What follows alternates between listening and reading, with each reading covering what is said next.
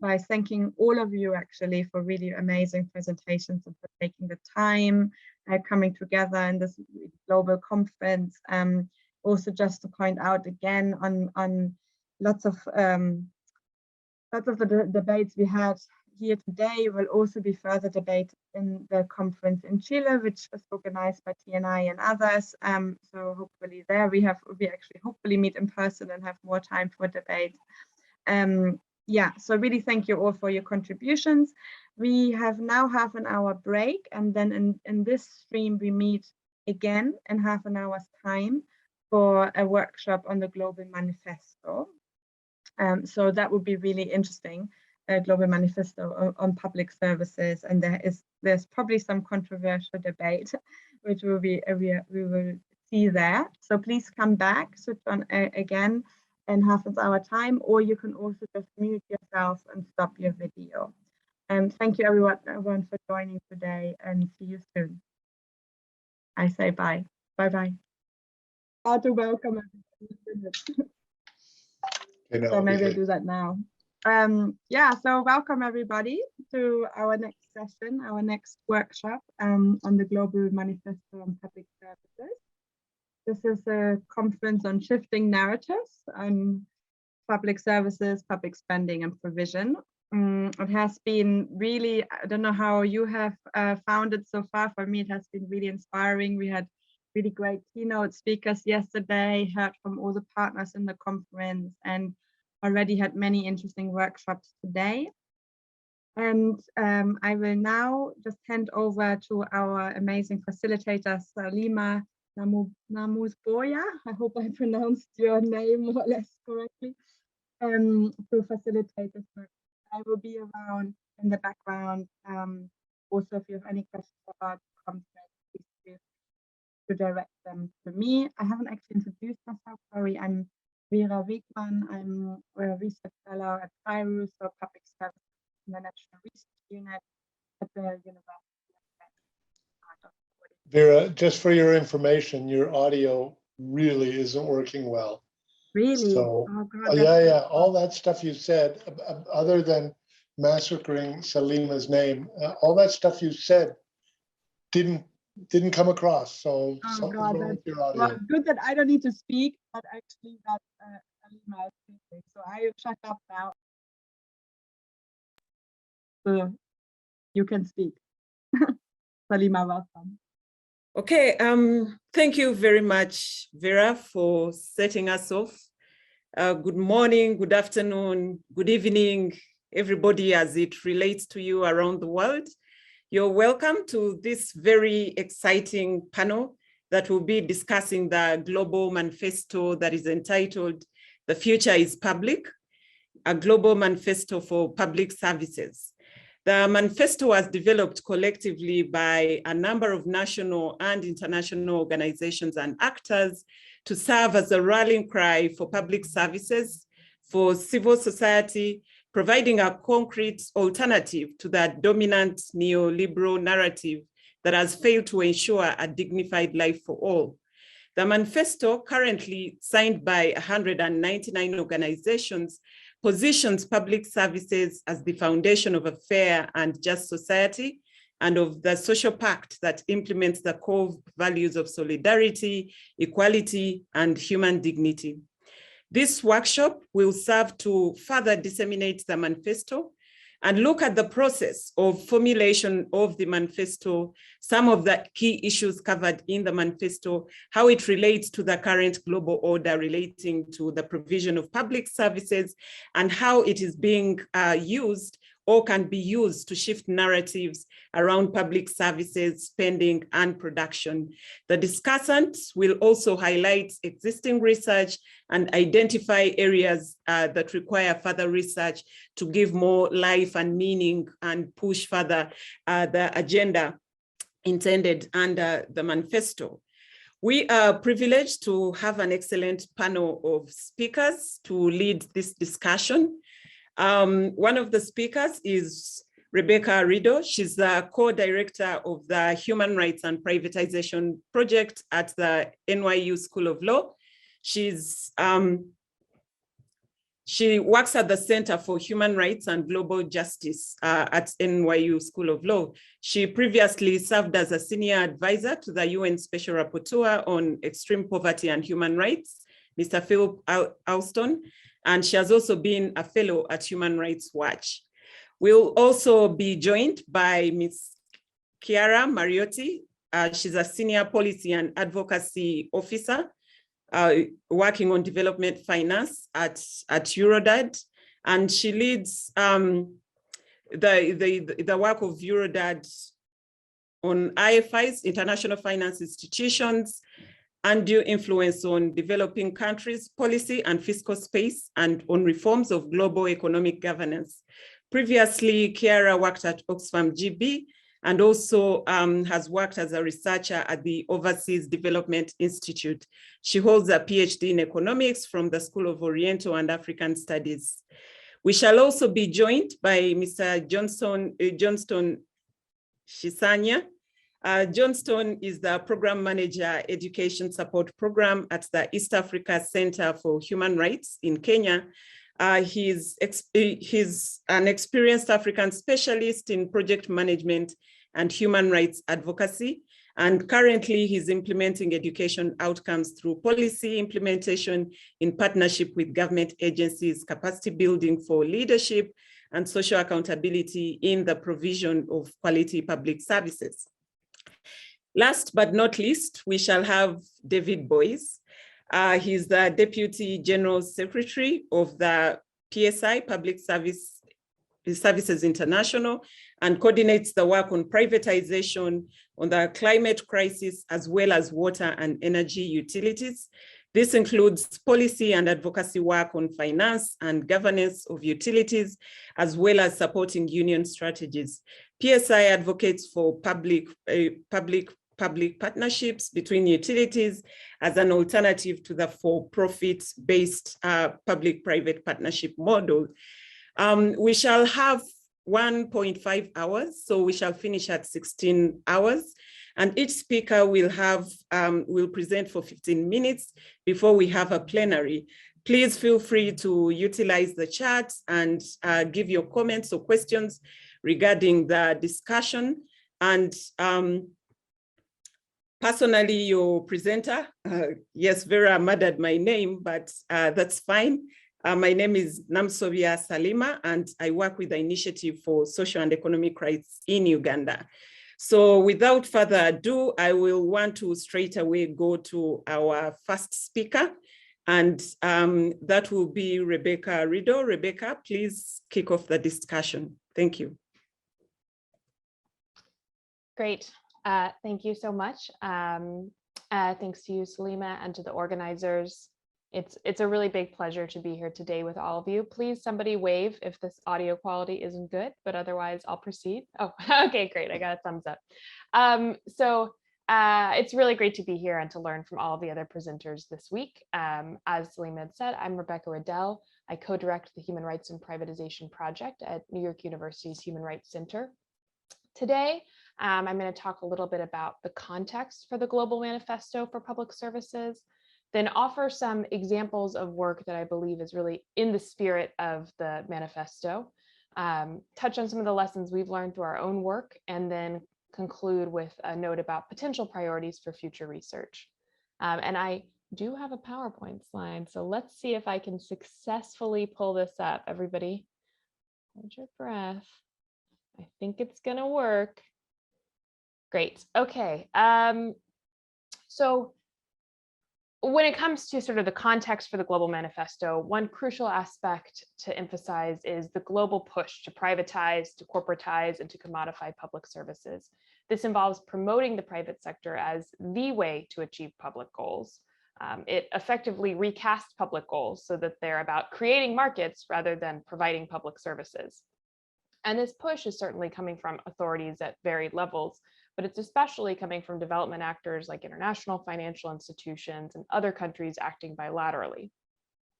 One example is the World Bank's Maximizing Finance for Development approach, which calls for prioritizing the private sector. And it's evident across the bank's operations with a broad array of projects focused on turbocharging private sector participation in public services, and on public-private partnerships and legal reforms to enable those types of mechanisms. The push is also coming from the private sector, which has a lot to gain. Privatization often involves substantial amounts of public money, including taxpayer money and official aid, flowing into private pockets. On the other hand, a key context for the manifesto is the ongoing struggle of those who are confronting this push. So there's a broad range of actors, including especially people harmed by the erosion of public services, who have been arguing that privatization and commodification have excluded people, undermined public systems, undermined human rights, and led to the neglect of public policy goals. Many feel, I think fairly, that there's been a real unwillingness on the part of the private sector's proponents to listen to these voices or to consider mounting evidence of harms. And this is why I think that the Global Manifesto is so important. It really links up actors who are engaged in this struggle, activists, communities, trade unions, economists, lawyers, and more, and provides a coherent narrative. It's also really important, I think, that it reasserts the transformative potential of public services and provides a positive vision, a call to action of sorts, and a real invitation to work in solidarity. Now I'm going to turn to a concrete example of what it can look like to work in the spirit of the manifesto, using our project as just one example. So our project's about 2 years old. We focused on the human rights impacts of privatizing public services. That said, it's very much meant to be directly complementary to work that promotes public services. We conceive of it as in part about building the evidence base, in part about raising awareness, and in part about working with other groups to support the realization of human rights. We certainly look at the fiscal impacts of privatization. We look at who benefits financially, but our real focus is on how it affects real people. We've done 2 major projects thus far. The first is in the UK, and it looked at how the privatization of local buses has decimated public transport options, especially in poorer and rural areas. And we found that as a result of dysfunctional privatized bus service, people had lost jobs and benefits, faced barriers to healthcare, been forced to give up on education, and sacrifice food and utilities. Since its release, along with campaigners, we've continuously engaged with policymakers who have been really interested in the findings. We also contributed to a parliamentary inquiry on the bus strategy, and there have also been a number of notable victories in local campaigns. Our other major research project last year was in Kenya, which we undertook in partnership with the Kenyan human rights organization Haki Jamii. And this is an important example because it represents a very contemporary form of privatization. It's not the outright sale of a public service, but rather it's the government and development actors like the World Bank pursuing a policy of de facto privatization. So they're deliberately expanding the role of the private sector while simultaneously neglecting the public one. And in this case, you're never going to find the word privatization in the policy documents. You can read them, it's not there. But you'll find, endless references to increasing public-private sector participation, or increasing private sector participation, increasing PPPs, increasing private financing and investment. And so the result is that the healthcare system is rapidly being handed over to profiteers, often without much public discussion, with taxpayers footing the bill and with people's rights on the line. Through our research, we found that the private sector's role is rapidly growing as a result of this approach, but that instead of expanding equitable access to healthcare as promised, too often it's leading to exclusion from care, contributing to the neglect of public health priorities, pushing Kenyans into poverty and debt, and ultimately undermining the right to health. Later this year, we're also going to be producing a global report that we hope will be a resource for people working on these issues. It attempts to link up lessons across sectors and regions, drawing from our case studies and the work of others. One more example that I wanted to share, and I think this one really demonstrates the value of the shared vision and the type of coalition work that the manifesto represents and can enable. This is about private education, specifically private K-12 education. So globally, there's a lot of momentum behind private sector solutions in K-12 education, an emphasis on PPPs, on low-fee private schools, and other profit-making initiatives. Simultaneously, over the past decade, families, teachers, academics, unions, and others have concertedly pushed back, monitoring and raising awareness of how for-profit commercial schools can harm the right to education for all, and in particular harm the rights of the most disadvantaged and underserved groups.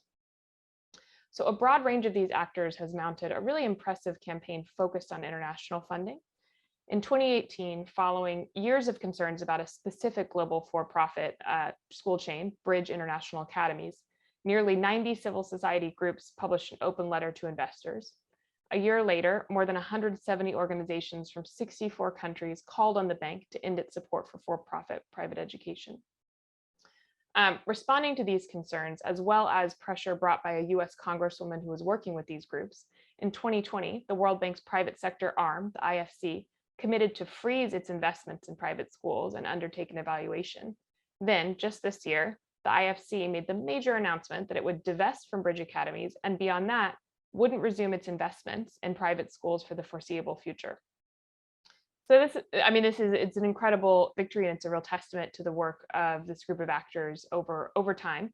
And I think it's notable for this context to point out that the evaluation accompanying the IFC's decision relied significantly on a literature review, and it pointed specifically to findings in reports, in working papers, in journal articles about the harms of privatized education. And I think this really demonstrates, the impact that the type of documenting and research work can make. Just a couple of, lessons learned that we've learned as we've tried and failed and tried again in terms of how, what makes sense for doing work on these issues. I think for us, collaboration has been absolutely key to, producing strong research and to making a difference. We've really relied on a varied network that's included community leaders, activists, experts by experience, journalists, officials, really anyone under the sun. And they've been important at every stage, from project conception to helping us decide how we can add value, to dissemination, to joint advocacy. And, for us, we're really trying to ensure our work is useful, that it's going to be picked up by activists and people pushing for change. And there is no replacement for a very candid sounding board. The collaboration can take many forms. Sometimes, it's a lot of one-on-one consultations. Other times it might be something more formal, like a steering group to offer advice. I also think there's a lot of scope for interdisciplinary research and partnership. I'm a lawyer, clearly, my skill set's limited. I can analyze something under human rights law, but I'm not going to do as good a job, organizing a community meeting as an organizer or analyzing fiscal policy as an economist. And public services clearly touch on all these issues. And so I think collaborations can really enable something special to happen. I don't want to glamorize it. Of course, it's time consuming. It involves vulnerability and earnesty and a lot of sort of thoughtfulness in how you approach these things. But I really can't imagine our work making an impact without it. And on the right, on the slide, there's just a couple of images from events we've had with civil society organizations to launch our work, to get feedback, and to talk about, how to make a difference going forward, so that these things aren't just sort of static publications out there in the world. Last sort of lesson learned, I also wanted to touch on, our own struggle to figure out what to do with our work, how to make sure it's useful and read by different audiences. For us, there's a really big focus on ensuring the information we create is available to the public, to the real holders of power in a democratic society. So we make a particular effort to do that, and especially to make sure it's available to those who provide input into the research.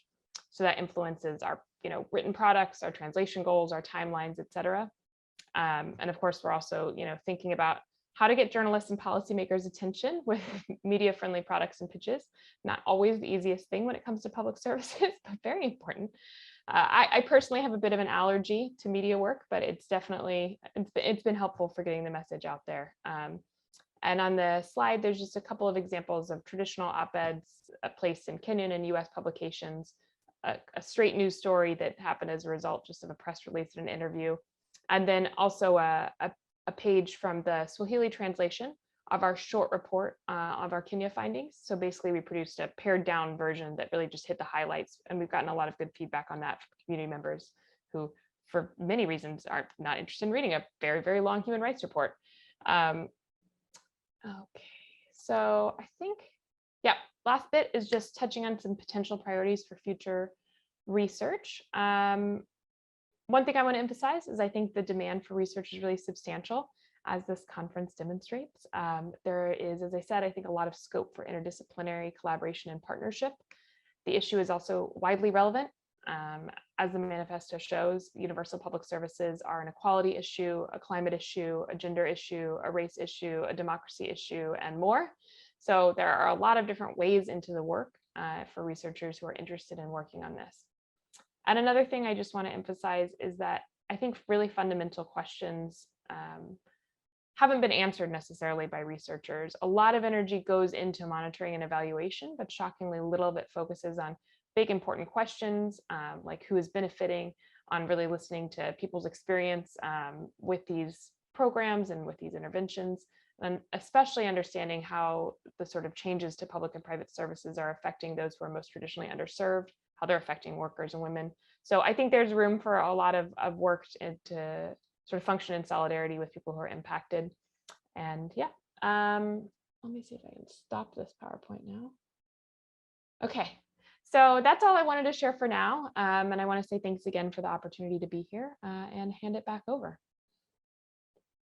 Thank you very much, Rebecca, for providing for us that context and providing real examples of what the context we are in is like, that is pushing for privatization and the impact it's having, much as the language is not being used as privatization, but for also giving us hope that, you know, there's a momentum, there's a building push that is happening, and that will lead me to invite the next speaker, Chiara Mariotti. Please take the floor. Hi, yes, hi, thank you. Good morning and good afternoon, everyone. I apologize, I can see that my camera is not showing very well. I've had problems with Zoom. Is it fine? Yeah, okay, good, because I can't see myself very well, but as long as you can hear me, it's okay, because I don't have a presentation. I just want to raise today with you a few points, approaching the issue again from the point of view of the context in which the Global Manifesto has been designed, it's been thought designed, but also it will have to be applied and used.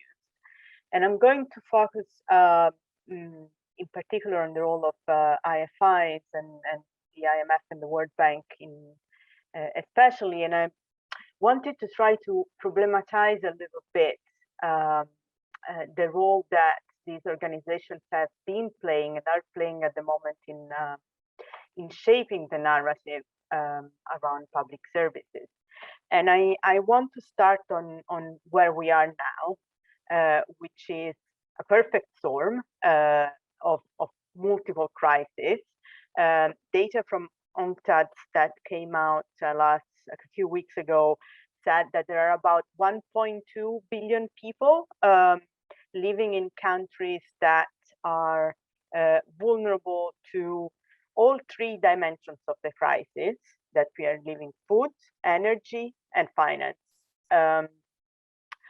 Now, this, in a very crude way, it's a situation that, to avoid it becoming even more dramatic than it is, it needs a lot of money. It needs a lot of public money to spend in programs to help people falling into poverty, in hunger, to invest in public services, of course, in infrastructure, plus there is the SDGs agenda, the climate transition. We need a lot of money. Now, what IFIs, and in particular IMF and World Bank, are telling us, with us, I mean as activists, people involved in economic justice, also academic, is, yeah, you're right, we need a lot of money. It would be better if this were public money. We agree that actually public services are a good idea, but there is not enough money, and that is a problem. So you have to cut. You are too much in debt, so you have to engage in fiscal consolidation. And I think most of you probably have seen Isabel Ortiz's presentation yesterday with the data on the new wave of fiscal adjustment that is already upon us. And this was a point that was developed also in this morning by my colleague Maria Jose in the session oh my God, I can't remember the session, but anyway, the other thing that institutions are saying is, well, the little public money that you have used to de-risk investment to leverage more private finance. And this will create more liquidity to do all the things that we need. And in a way that, you know, it's basically transforming development in the management of risk. You know, this is, if you take it to the extreme. So this is the situation at the moment, a situation which in a sense is making our job particularly difficult because, of course, contrasting the arguments, opposing the argument that there is not enough money, it's hard because it's true that there isn't that much money, at least in the way it is distributed. And to make things a little bit more difficult, I wanted to spend some time to deconstruct a little bit how we got here, what is behind this main narrative that we have here now. And what is behind, and you have probably heard this, been in discussion already in these past 2 days, is that it is true that the narrative, and to a certain extent, a bit of the practice of these institutions has changed in the past 15 years. What they say about the role of the state, of public services, of public expenditure is different from what it was 15, 20 years ago. It's mostly in the rhetoric, but there is also a bit of change in some of the policy advice. I think at least for when it comes to the IMF, for instance, on tax, on wealth taxation, we have heard fairly strong support for wealth taxation. I come from Italy, for example, and on this issue, the IMF is more progressive than the Italian left when it comes to wealth taxation. So there has been this strange situation, especially around 2006 and 2017, in which there were messages that somehow, you know, could be part of a more progressive agenda, let's put it that way. And I think it is important to keep this in mind, because again, this affects our work and how we relate to them. And in fact, the point that, you know, recognizing that this change has happened doesn't mean that these are no longer neoliberal institutions that pursue a certain agenda. And remember the narrative that I was mentioning at the very beginning. And if anything, there are two things. One is that the gap between the rhetoric and the practice of IMF and World Bank and other IFIs has gotten bigger over time. And the other thing that is also making our job particularly difficult is that there is in part, a large part, a co-optation of our language of social and economic justice, which is problematic because it neutralizes it. It makes it more difficult to use our language, our slogan for popular mobilization. Now, I still have a little bit of time. I think there are two main reasons why this gap continues to be very large, and it's almost impossible for these institutions to close it. It's one, the primacy of growth and macroeconomic instability as their overarching objective and mandate. And the way in which growth and macroeconomic stability are understood are still very much completely in line with the principles of neoliberal economics. So it's still inflation is bad, finance is always good, and deficits and public debt are evil. And obviously this means that fiscal adjustment will always be the priority. Doesn't matter what is the situation. So this is the first problem. The second problem is that and the inability and the unwillingness to solve the structural problems that then in a cyclical way bring up the problem of sovereign debt. there is no willingness to reform, to implement the reform to the financial debt architecture that would be needed for not being in the situation in which we are now, in which public debt levels, sovereign public debt levels have exploded in developing countries, mostly with the COVID-19 pandemic, and the situation will keep getting worse, not least because now we are entering an era of high interest rates, which we haven't had for quite some time, for 15 years or so. And of course, until developing countries are cyclically put into the situation of debt, they will never get out of the bond, the lock in which they get when they enter an IMF loans that come with conditionality, that comes with a lot of constraints, political and economic constraints. Now, obviously, the fact that this gap exists and the fact that the rhetoric is very much different from the practice has material consequences for the people and creates a little bit of a schizophrenic approach to policy advice. To give you an example, and again, these were points that were made quite a lot by Isabel yesterday, is that there are these policy recommendations that tend to be particularly punishing for the middle class, like social protection. Yes, if you read IMF document or programs, they tell that governments should protect social protection, but it needs to be targeted. It's only for the poorest people. And then you wonder, wait a second, who are the poorest? Because if you look at the poverty lines, I mean, the poverty line, the extreme poverty line now, I checked, is $2.15, and the one for middle income countries is about $3.50. So what, are these the poorest and everyone else is not, doesn't want to, is not eligible for social protection transfer? And the same is, of course, with subsidies for food or energy. The argument is, oh, but they are regressive, so cut them and implement targeted transfers instead.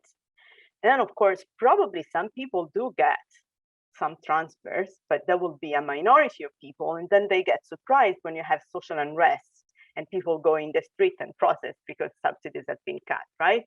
So there is this very schizophrenic and inconsistent approach, which I think also has the IMF staff, for instance, themselves know that there is something that is not working there.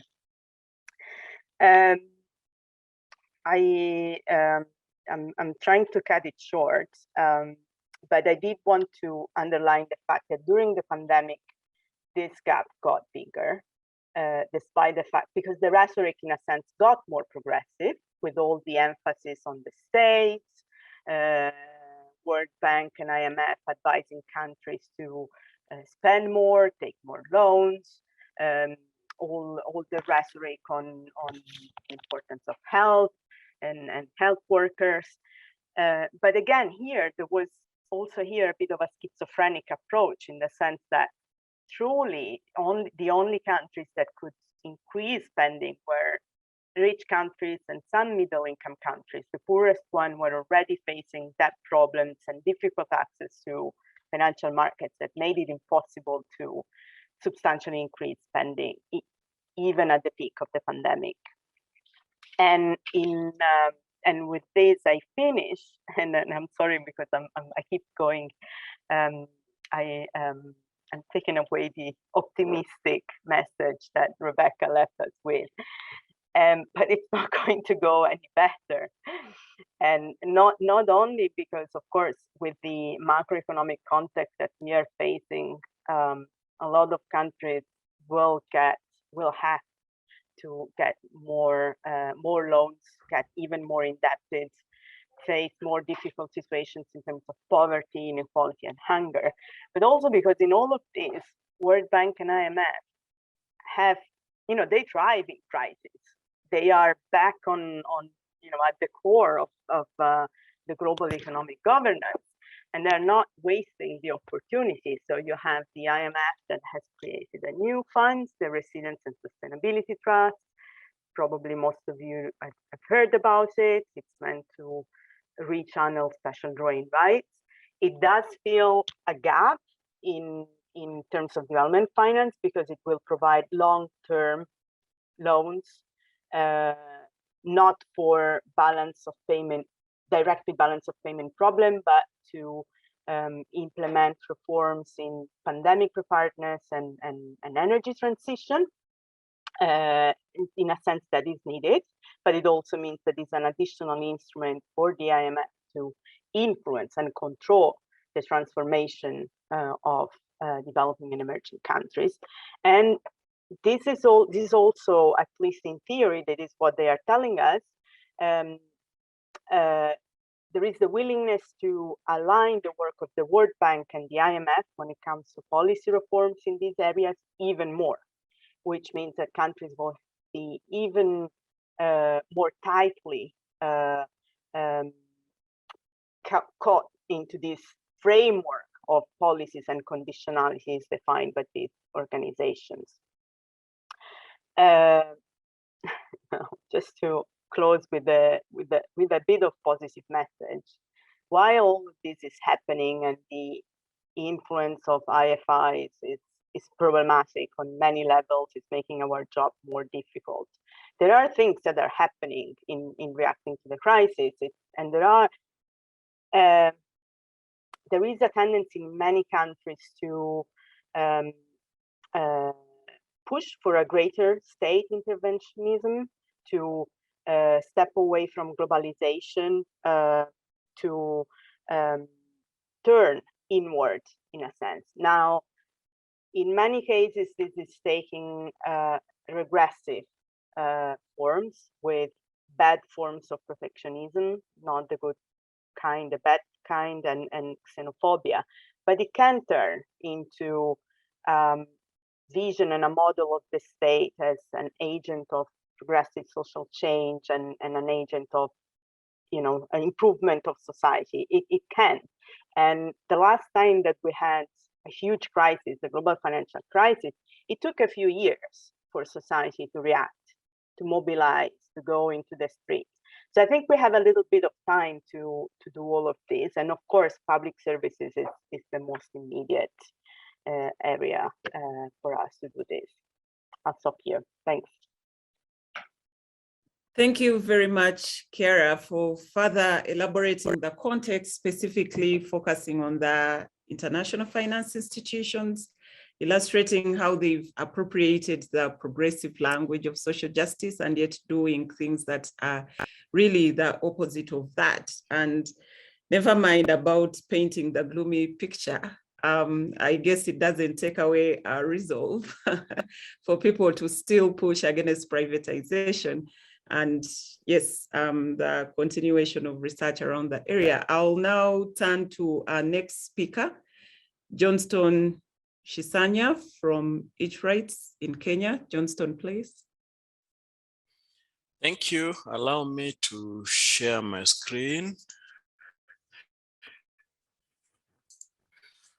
Okay, thank you very much, Salima. Good morning, good afternoon, good evening to all our listeners.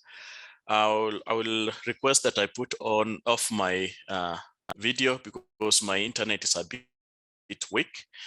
My reflection for today, for the few minutes, I want to look at how we contextualize the public service manifesto in the work that we implement in the education sector, both in Kenya and we've started the same in Tanzania.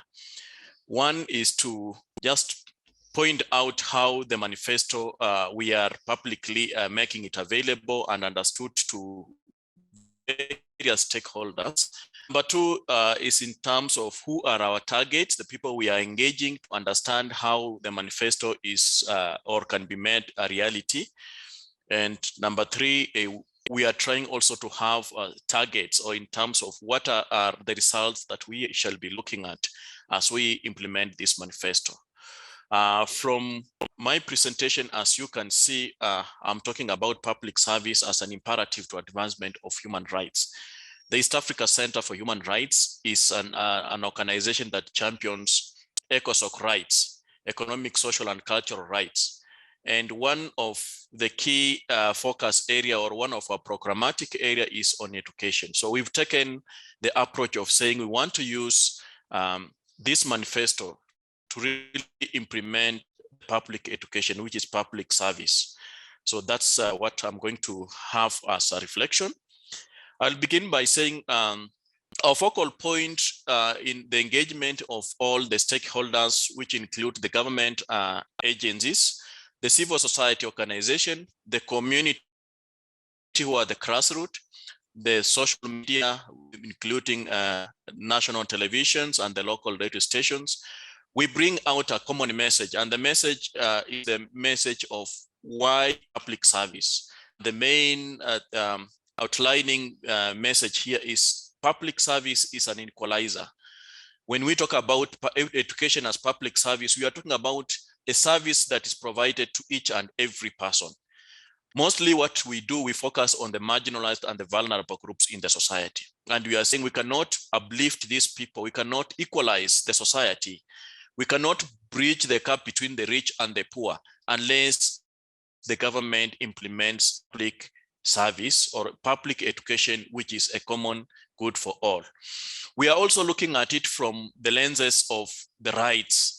As a human rights-based organization, we are asking ourselves, and we are engaging in this perspective, saying public service being a common good for all, education being a right, it needs to be provided to all, with the exceptions, no exceptions at all. But when you look at the situation, the current situation, when we talk about the issues of public education and the aspect of privatization or private education, we realize that there are some exclusions. Some of the private institutions do not really meet this threshold of providing services that are meant for every citizen. So the aspect of social inclusion, the aspect of just society can only come in when we have a system that provides equal opportunity to each and every person. And here we are talking about the protection of all the commoners, the common masses, because when you focus on economic, social, and cultural rights, this is where the people's issues are. When you talk about education, health, their common life revolves around the social issues. So here, the aspect of fairness and justice is what we are advocating for as a social movement or as a human rights organization. We've tried to bring out very clearly from the perspective of the legal framework, so that when we even are engaging with the government, we are engaging with various stakeholders. We are not bringing this as a forceful just wish or a kind of movement that has no basis. We've tried to build this in all the legal framework, from the international conventions to the regional and to the national laws and legislation. Education as something that needs to be provided by the state as a public good. And this is why we are trying to popularize this in terms of advocacy, in terms of capacity building, to shift the narrative that yes, we've had a lot of challenges with private education, with private facilities, both in education, in health, but looking at all this legal framework, we are asking the state, you've signed on all this framework, you've ratified some of these laws. Now it's a time for you to implement, and implementing is telling us that we need to provide quality public education for every citizen. So understanding the implementation of education as it's implemented, embedded in the international and national laws, first of all, we are looking at how are the actors, and here we are talking about the community who are the first people, people who are facing the challenges of public service, poor public service facilities. We are looking at the civil societies. How are they looking at public education from the lenses of the legal framework, from the lenses of human rights? So we do a lot of capacity building for the CSOs to understand how do they champion the same message? because there are a number of CSOs who are doing the same work, but without looking at it from the lens of public service, but from the lens of development. Even today, we've been meeting a number of organizations. Some of them are promoting tax justice, public service funding. But for them, they have been looking at it from the development perspective, where they are saying, okay, this is affecting the development of the country. But now it's a moment we are bringing them into that perspective to say, okay, whatever you are doing, you are just promoting public service. And it's the same message that we need to speak and call for the state to implement. So this is something that we are really focusing on.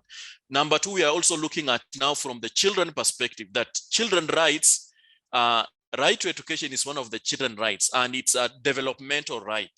So if we fail to guarantee this right, then the holistic development of every child has a problem, and this affects the society. COVID-19 scenario has also given us a lot of learnings in Kenya and in the region at large, where most of the private institutions closed down because they would not survive. They would not be able to manage the institutions and continue to provide education when the reopening happened. So it's a lesson that we are now using to cascade the campaign on public service. We've tried to do some work in terms of now really actioning and bringing the manifesto into a reality, both in Kenya and in Tanzania, where we've focused on right to education in terms of policy implementation, in terms of dialogue between the actors. And one of these areas that we are looking at is how do we make sure that the aspect or the gap that exists between the marginalized, the ones we say the poor, the vulnerables, people with disability, are given what we call the human dignity in the service provision, as compared to now when you look at the privatization, where it's only for a particular class that can be able to afford and take their children in these schools. So we are saying we need the government to implement public education for every child and also put into consideration the needs of all these categories of people. Number two, we are looking at the new curriculum that's being implemented in Kenya and at the region. In Tanzania, they are also looking at competence-based curriculum. We are looking at the Vision 2030. We are looking at SDG number 4. All these are talking about quality education, provision of quality education. And quality education can be provided when we are also focusing on inclusivity. The aspect of having inclusive education that touches and promotes the welfare of each and every person in the society. So this advocacy hinges on these pillars. And finally, as we engage, we are also looking at the aspect of participation and transparent. How are the community, how are the duty bearers and the duty holders participating in this realization of public service? Are parents aware that right to education is a common good, is a right that they need to call for? Are the duty bearers, who is the state and the state agents who are implementing this, are they looking at it as a favor they need to do for certain regions and forget other regions? Or are they aware that it's a right that is supposed to be provided to each and every citizen? And now this is also moving down to the devolved system, because we have devolved system in Kenya. Still in Tanzania, when I was engaging, I realized they are also working on the region. So they have regional blocks. So with this, we are also asking, what is the investments of devolved system in terms of looking at provision of public services? Are they in their budgets? What are they focusing on? What are their priorities? So in terms of our approaches in realizing the implementation of the manifesto as public education, we've been focusing on a number of issues. One, I've mentioned the aspect of capacity building, which is the major entry point for people to understand how they can be able to participate. Number two, we have been looking at it in terms of conceptualization of various tools. And one of the best tools we've been using is the Abidjan Principles, which has also captured a lot that relates to public service or provision of public service, the aspect of adaptability, accessibility, availability, and affordability. Because if the services are affordable, then they can be able to reach to each and every citizen. We also look at advocacy, we have increased advocacy in terms of now championing against privatization. But now here we have said, in terms of shifting the narrative, we want to have positive cases of how public service can be able to be showcased as a situation. So right now we are planning to have a national research with the Ministry of Education just to carry out assessment in primary schools, public primary schools, that can point to us that yes, we are saying public service can work, and these are the best practices that are being undertaken in the public service that we can showcase. So that is something that we want to use for advocacy. And then there is a lot of social media. We use a lot of social media engagement. I've mentioned the issues of local community radios, where we are now even sensitizing the community to tell them, okay, please, if you have a challenge 1, 2, 3, 4, you can reach out to these institutions to sort for help. We have regional movement. ISA has been part of this engagement. We are trying to see how do we have a common speaking voice at the African region to champion the aspect of public service. So if we can have a regional movement that speaks a common voice on matters of education, on matters of health, I think this will be paving way of now realizing the manifesto. And then we also do some kind of litigation, focusing on the aspects that affects the common citizens when it comes to the violations of their rights in public service provision. And finally, we do a lot of engagement with the government officials. I've mentioned we were working with the Ministry of Education very strongly. Right now, we have a number of partners who are interested in coming in just to understand how do they help the government and also monitor what the government is doing, both using the internal mechanisms, but also using the regional and international conventions which the government has signed on. So that's just a reflection on how we have been implementing the manifesto from the lenses of public education. And in terms of the research area, I was just reflecting on, yes, we've been doing a lot of advocacy on ending, which Rebecca also mentioned, which Eachrights has been part of in terms of the privatization, and this was focusing more on the bridge academies.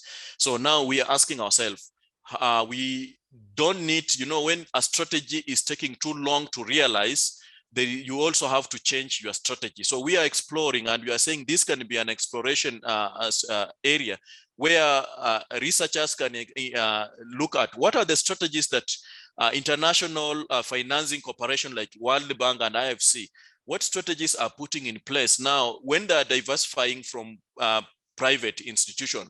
What are the strategies that they are putting in place to engage and build now financing towards public services or government financed institutions? So this is an area that I was thinking can be very nice for exploring. Thank you.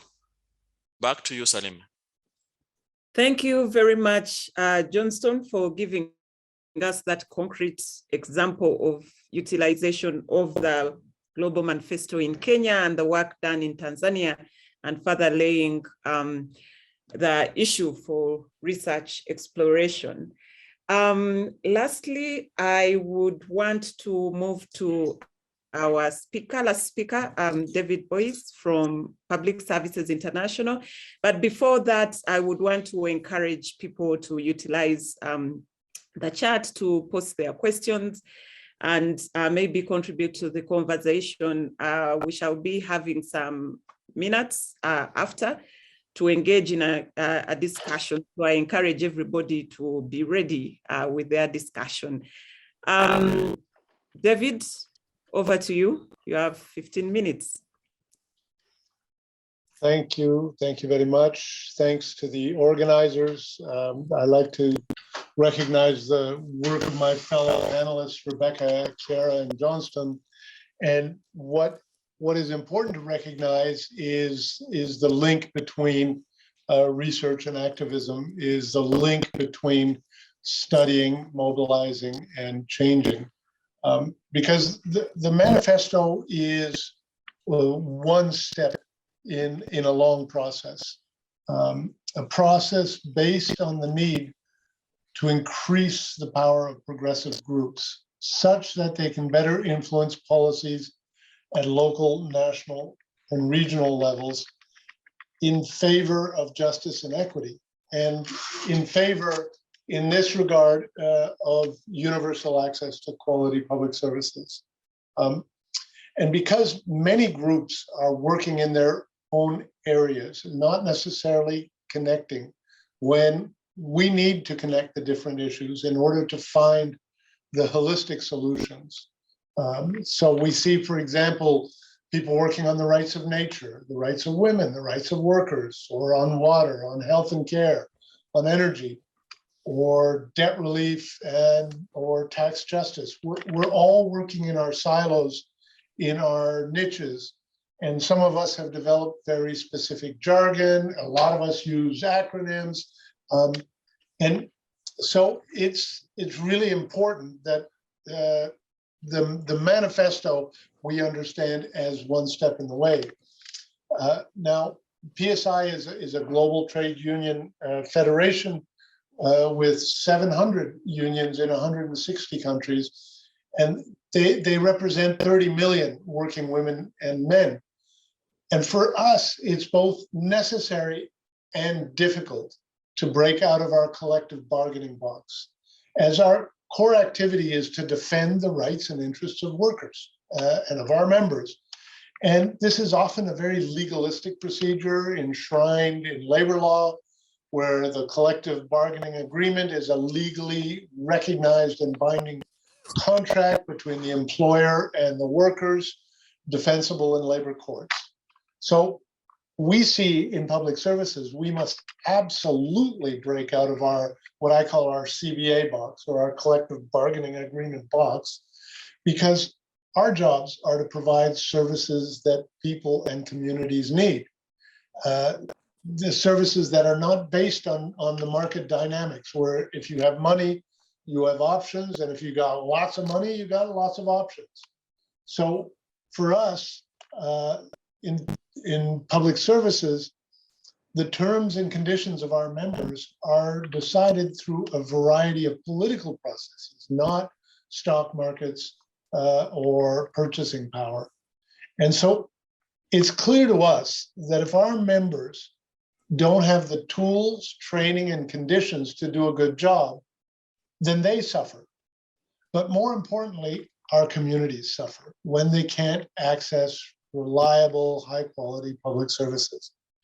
You can see this directly in the health and care sector. When there aren't enough health professionals, whether it's nurses or others in a clinic or a hospital ward, patients don't get the quality of care they need or deserve. But what we don't see is the stress faced by the health workers, who are extremely frustrated by not being able to deliver care. With Ebola and COVID, thousands of health and care workers died because of a lack of tools and training, not to mention the millions of patients who couldn't be saved. So it's not about whether people clap for us, even though, yes, that's a good symbol. It's about the public health budgets. Enough staff, enough facilities, enough equipment. It's also about the intellectual property rights to allow the vaccines to be shared. It's about the trade deals that decide where you can invest, and once the privateers are in, you can't get them out. Anyway, back to the manifesto and why it has come about. It reflects the need to bring progressive groups together, to bring about the political changes we so urgently need, as Rebecca and Chiara and Johnstone showed, whether it's to block the privateers or to pressure for global tax justice, to eliminate odious debt, and to fight for women's rights, to address the climate crisis and systemic inequality. The manifesto is one step, not a perfect one by far, but it lays out some of the principles and priorities that unite us. It's one step to getting to know each other, to build trust and confidence to work together. And this meeting also is one way for academics and activists to talk to each other, to hear what our different perspectives are. But clearly we need to work together more closely, more systematically, if we're going to make the real change. I also want to draw attention to another meeting that we will announce for the end of November in Chile, where the political experiment in that country, I think, is one of the most important in redressing decades of injustice. So we want to shine the light on Chile, where they are rewriting the constitution, recreating political processes for a more just and equitable country. One that is often showed as the model, the economic model for Latin America, but which is also one of the most unequal. But we want to use that positive environment to motivate our work, because we need to have a positive view on making change, on building links. When we work together, to take the time to know each other. When we can do that, then we can make each other stronger. Because I think our job is to recognize that we each have a responsibility to build the future we need, to build the changes we need for people and planet. And I know that there's a number of questions on how do we then get closer to the academics? What do we need from young researchers? What is it that they can do both to have relevant research, but the relevance needs to be in the community as well as within the halls of academia. And so similar to what the work, for example, that Rebecca is doing, we need constant updates on the impacts of privatization by sector, by region. And so we need specific studies on the impacts, whether it's on workers' rights, wages and working conditions, on tariffs and access, on quality and reliability, on the transparency of the procurement process for these infamous public-private partnerships, including allegations and evidence of corruption or influence peddling, looking at the revolving door syndrome, the asymmetrical power over regulators. I mean, that's one big area of work that we need to see. Another one that I haven't heard talk about in this meeting yet is outsourcing. And this is done in the private and public sector, where a lot of the workers are dismissed from whether it's the company or the public entity and rehired through outsourcing companies. And there's a lot of evidence that this is not working. It's not allowing managers to manage a team, to be creative and innovative. And we see evidence of insourcing, and where this process of attempting to save money in the short term actually is leading to long-term problems. I think we need more research on the legal framework of privatization. What is the role of UNCITRAL, one of the UN agencies that is not visible in setting the enabling environment to protect investors engaged in various forms of PPP, or the role of the UNECE, the Economic Commission from Europe, in setting global PPP standards. These are some of the areas where we need people to dig in and to pull out information, to find the real stuff. And then we need to figure out how to share it and how to make it what I call actionable by a number of activists. So those are my few comments. I'm going to ask people to look for the announcement, which should be any day now, of the meeting in Chile. But in the meantime, we need to work together to create new bonds, create new links, build confidence and trust, because I think the moment for change is now. We're ripe for it. And if we work together, we can make that change. Thanks very much. Thank you very much, David, especially for ending with that rallying call and putting concrete research areas on the table. I pick that you emphasize that the manifesto is a process, and we should be looking at it as such, a process that should also lead to other activities, other actions by the various players, but also encouraged us to break the silos and be able to work across actors, across different sectors, to be able to use political processes and bring about the political changes required to build a just system. I think that was a key message that you are giving. I want to thank all the speakers for enabling us have time for discussion. We shall now go into plenary. I see that there is already a question in the chat, but I want to encourage the participants, if you want to comment, if you want to ask a question, you please show your hand, and we'll ask the question or make your comment. But for now, I see Ashina is asking Rebecca Riddell. Thank you for the insightful presentations.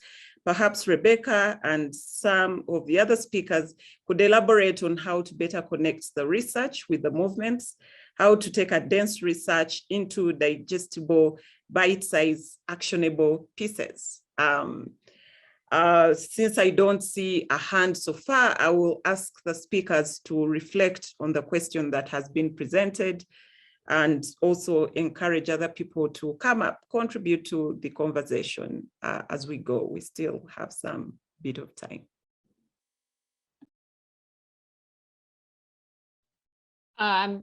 Oh, I see. I think Vera has her hand up. Okay, Vera, please. Go ahead. Answer the question. I raised the question. Your audio didn't work. We didn't understand what you said. No. She said go ahead.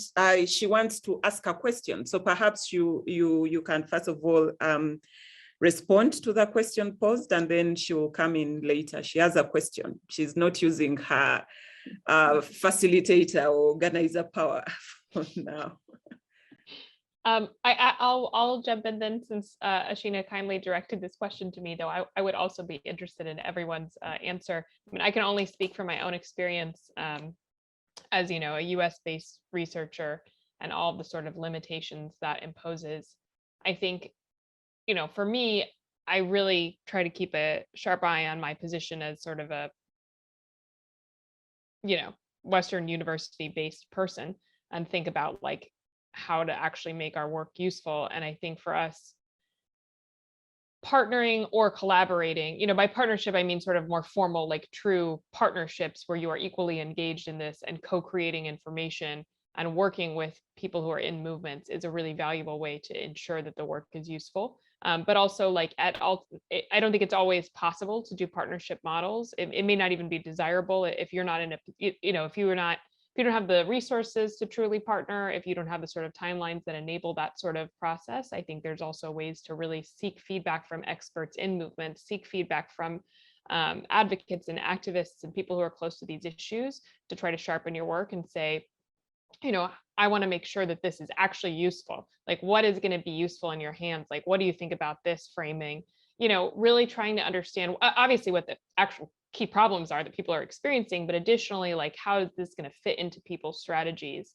And so I think there's no shortage of questions that could and should be asked in terms of positioning work, is my experience. But I, again, would be very interested to hear, because I think it's really useful to get different people's perspectives on sort of successes and failures. And I know in partnerships that I've done, it's been really important to say, okay, what went wrong in the past when you did a partnership? Like, what are the disaster scenarios, you know, and how are we gonna talk about it when we hit conflict here, you know, because conflict is inevitable. And so I think that's a beautiful aspect of that. But I really think partnership and collaboration are really useful for making sure that the research can be connected with movements instead of purely academic. I think it's the only way to make the work really have impact in that.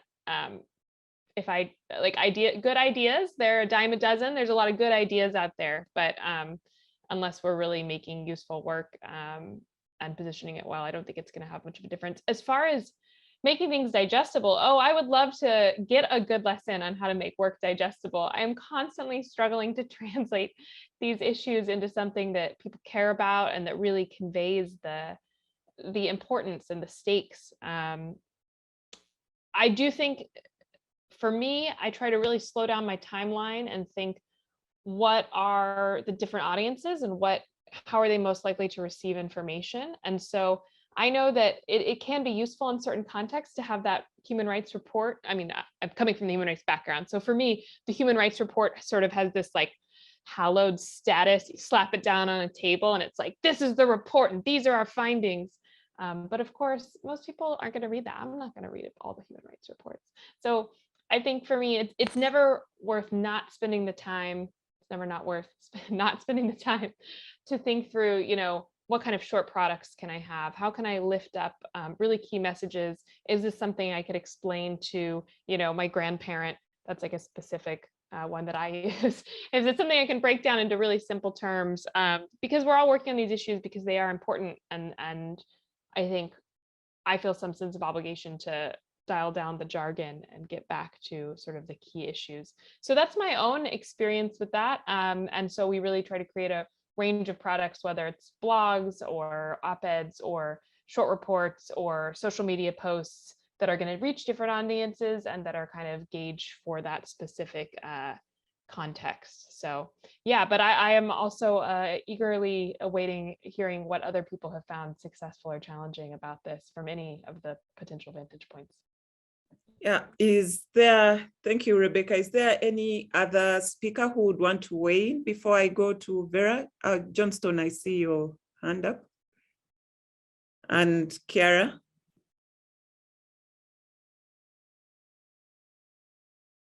Johnstone, we do not hear you. Johnstone, we do not hear you.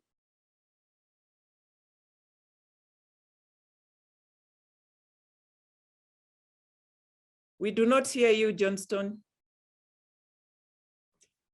Maybe Chiara, you can go first. Johnstone, please check out your mic.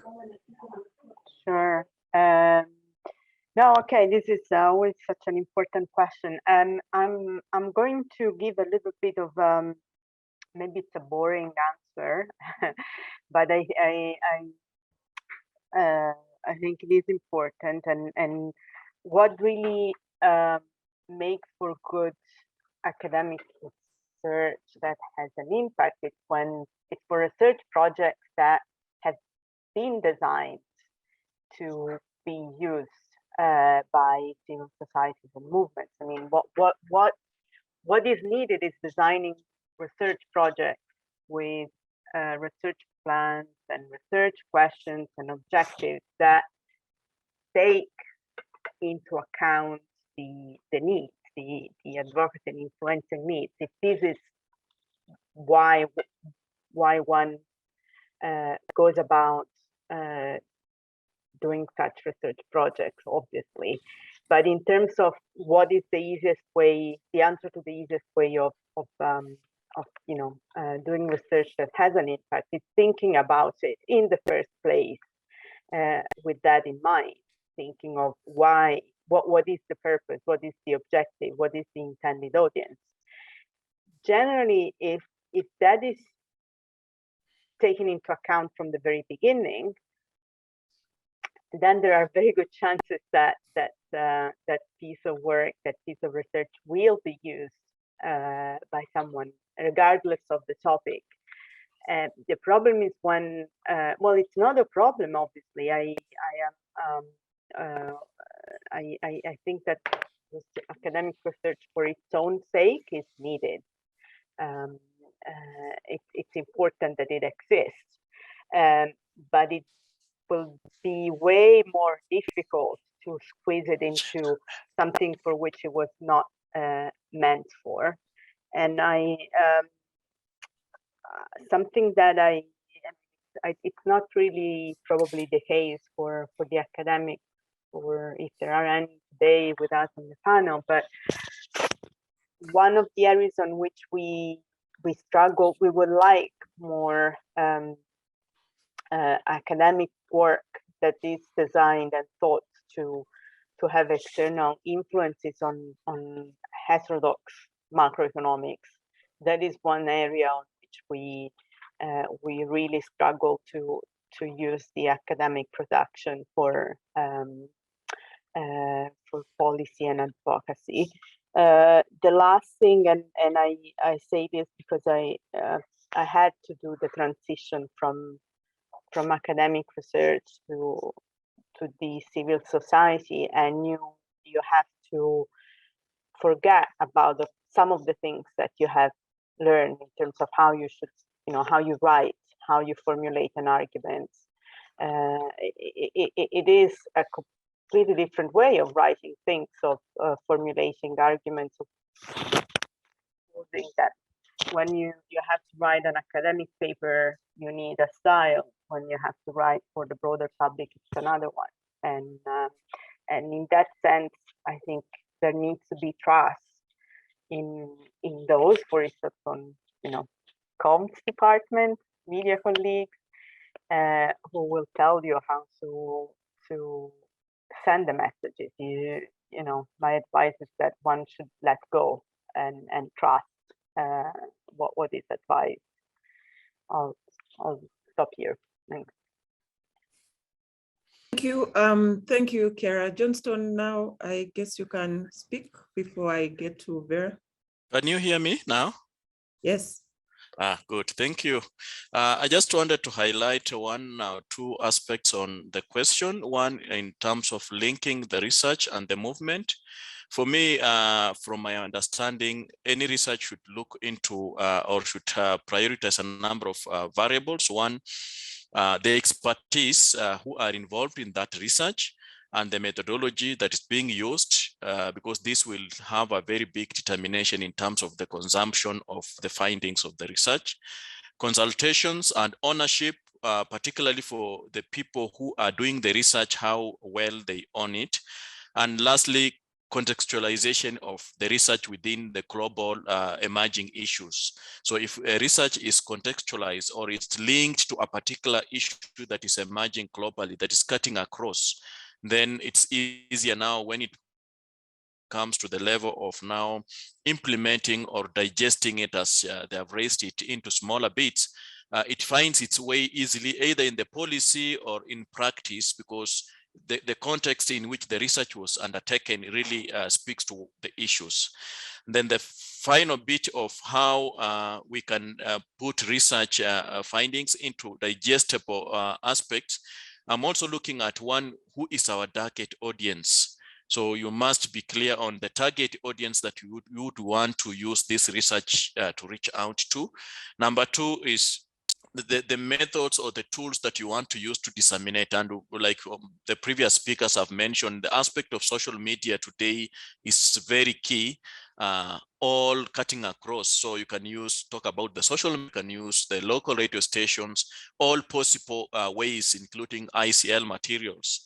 And lastly, also how the avenues that we can be able to use in terms of the policymakers, like I mentioned in our case, these are also an opportunities where you can break it down for them just to know, bring that awareness to them that there's these new documents circulating around the world, there's this new information.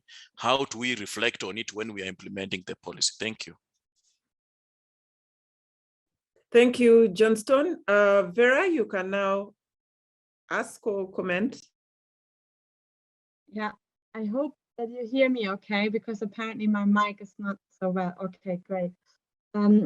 So yeah, I have two content-related questions. I mean, it was very interesting to hear as a researcher, it was very interesting to hear about or your advice on how to break down research and so on. But my two content questions about the global manifesto are one really in relation to China. We talked briefly about it yesterday in the keynote speakers. I mean, Chiara, you talked a lot about the role of the IMF and so on, but I wonder in what way, the manifesto engages with China's role in public service delivery across the globe, really. And then my second question comes to basically emphasize what David Boyce said about the role of outsourcing.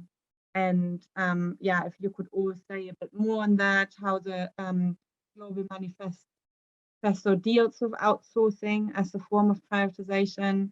Yeah, I would be really interested to hear your thoughts on every speaker, really. Thank you. Thank you, Vera. To the speakers, there are 2 questions.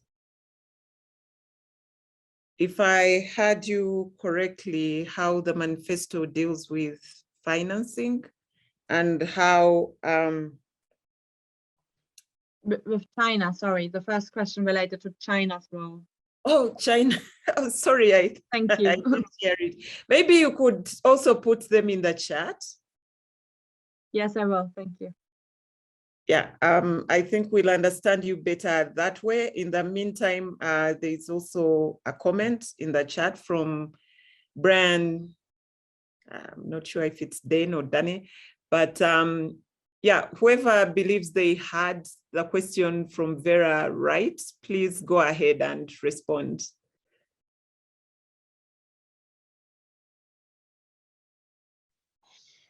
I mean, I can try. The question of China is a tough one because it's not an open society. From PSI's perspective, we have no members in China because for us, the trade unions must be separate and independent of government entities. So regrettably, we weren't able to work significantly on China. And we've seen the troubles that have come in Hong Kong with activists. We do have members in Hong Kong, and of course, if they dare to step too far out of what now is a narrower and narrower political box, then they will find themselves in trouble with the law. So Vera, I hate to say whether finance or China, no, on China, it's an area that needs a lot of work by activists, and one that we're not able to address nearly enough in the circles that we work. It's possible that over time, some of the activists in China will be able to connect with us. For example, I know there's huge concerns about the environment in China, that they're rushed to industrialize and to serve as the factory to the planet. They have polluted so much of China's natural environment that there's a whole range of people working on that. I imagine there are things we could specifically reach out and try to do. One of the things that we have to realize as we work with activists in different countries, sometimes the work that we will ask them to do publicly will put their lives in danger or will be a threat to their freedom. Now, these are choices that only individuals can make. So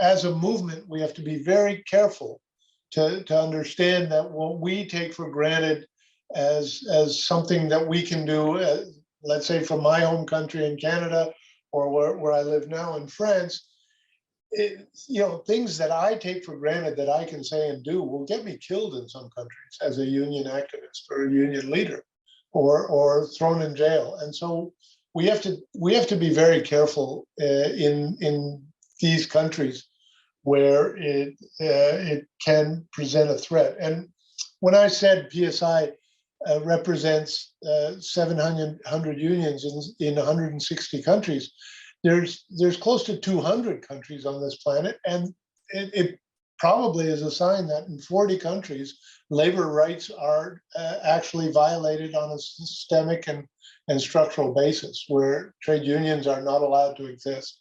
So it's a little bit of a long-winded way of getting around there. I hope I've given my other speakers a chance to think about the insourcing question.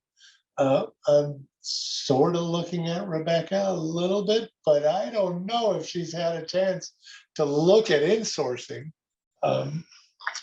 Over to you, Rebecca.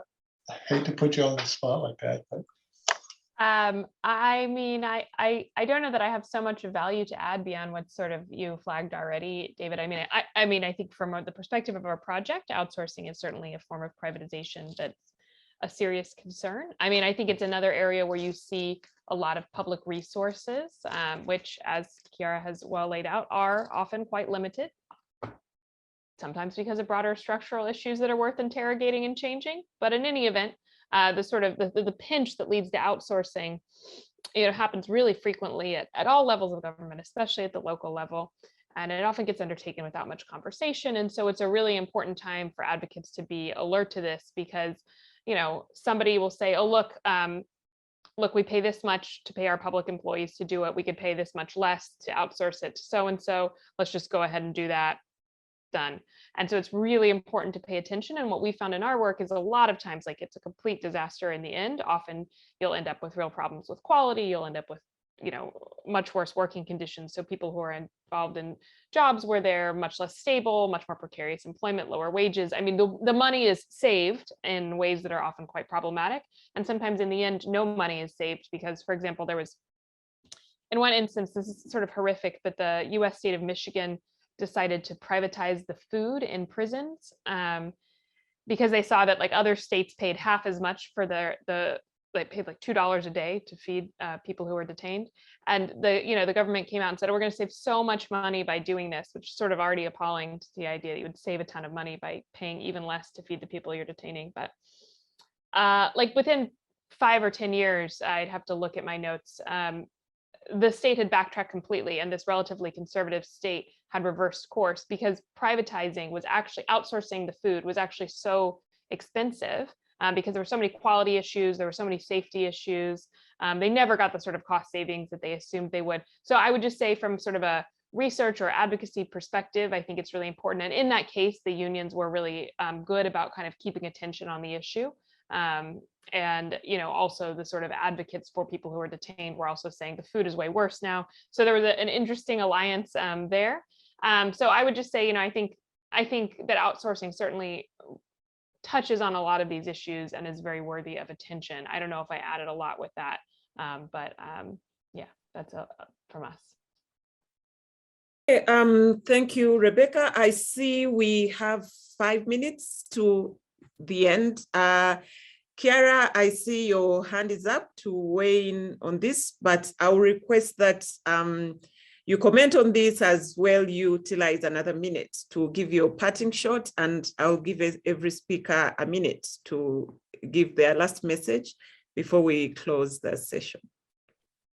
Yeah, absolutely. I'll be super quick on China. I mean, I know very, very little, so take this as a pinch of salt. But if I need to, the question was the impact on public service financing. Well, China in the past couple of years has been playing a contradictory role in all the debt relief initiatives. Not really. In some cases, it is accused to be the blocker in some of these multilateral responses. In others, it acts on its own.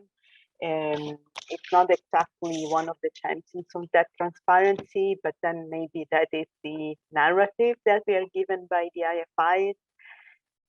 So the question is, it's a good question, but I don't know the answer, but it doesn't look like a particularly positive role at the moment.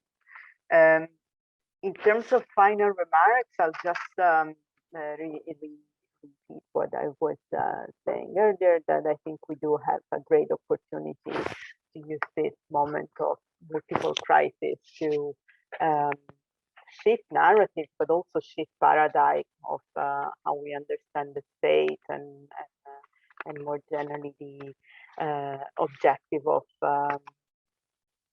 public economic policy making. And it definitely requires everyone to, so civil societies, academia, trade unions, you name it, to work together. So yeah, thanks so much for organizing this.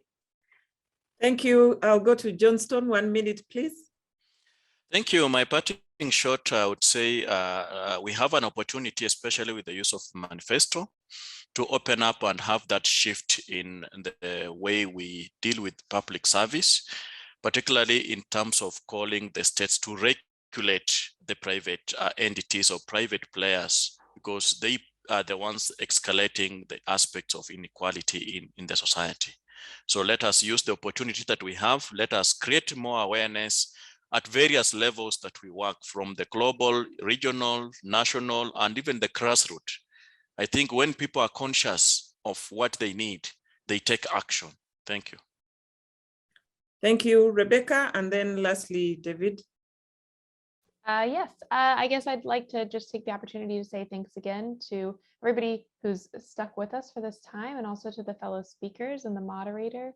It's been really a pleasure. I think, something that I'll close with something that excites me about this work, which is that I think, it's been many decades of sort of amazing ascendance of neoliberal orthodoxy, and sort of these very strong assumptions that have really directed a big push towards private sector solutions and privatized solutions. And I think we can see here and at this conference in general and more broadly, a real unraveling of that, and a real desire to sort of interrogate, push past, and embrace alternative visions. And so I think, that's a really positive development that makes me really optimistic about what the next few decades of this work will look like.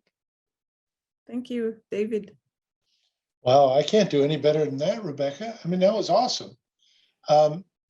Look, I didn't understand Vera's question either, but let me just say that the Chinese government has been inviting trade unions to go to China to show them, for example, in energy, how well they do energy, so that then they can come back, and this is the case in Africa, they can come back and get contracts, and that the union maybe won't oppose it. So clearly their use of their money, they've figured out a couple of things that the World Bank and the IMF haven't figured out. But look, I just echo what Rebecca said. It's an exciting moment. I think the fact that this narratives conference has brought together so many different groups is really exciting, and we have to continue it. It can't just be a one-off meeting. Thanks very much. Thank you very much, everybody. Thank you very much, participants. I want to thank our speakers, David, Rebecca, Chiara, and Johnstone, for giving us the context that we are in, that is pushing for privatization and elaborating what the Global Manifesto is about, but also talking about how it is being utilized and what research needs to be done in order to elaborate the manifesto. But also we've been asked to look out for the information about the upcoming conference in Chile, and we hope that many people will be able to join that. I guess it will be hybrid, both virtual and physical, but also to encourage the people to look at the manifesto. Ocean shared the link to the manifesto, to the website around the manifesto generally. So encouraging people to look at it, and if you agree with what's there, then you're able to sign on to it. I'm told the numbers have increased as of today, but also there's a call for us to collaborate more, the researchers, the academics, the unions, the social movements, to be able to shift the narrative until it tilted towards public services. Thank you, everybody. Until we meet again.